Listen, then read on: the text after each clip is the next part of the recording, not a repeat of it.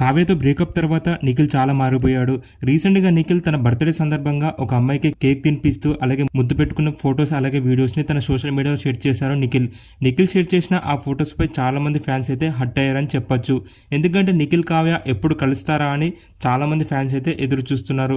ఇంతలోనే నిఖిల్ వేరే అమ్మాయికి కేక్ తినిపిస్తూ ముద్దు పెట్టుకోవడంతో అలాగే ఆ వీడియో తన ఇన్స్టాగ్రామ్లో షేర్ చేయడం ఏంటి నిఖిల్ అంటూ ఆ ఫొటోస్పై కామెంట్స్ పెట్టారు కొంతమంది ఫ్యాన్స్. ఇక నిఖిల్ చేసిన పనికి కావ్య కూడా నిఖిల్ వీడియోపై రియాక్ట్ అవుతూ అలాగే కావ్య కూడా ఎమోషనల్ అయిన ఒక వీడియోని షేర్ చేశారు.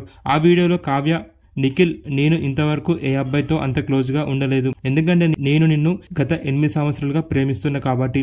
కానీ నువ్వు మాత్రం ఏ అమ్మాయితోనైనా ముద్దు పెట్టుకోవడానికి రెడీగా ఉన్నావు. నువ్వు ఇలా చేస్తావని అసలు ఊహించలేదు నిఖిల్ అంటూ ఎమోషనల్ అవుతూ ఒక వీడియోని తన సోషల్ మీడియాలో షేర్ చేశారు కావ్య.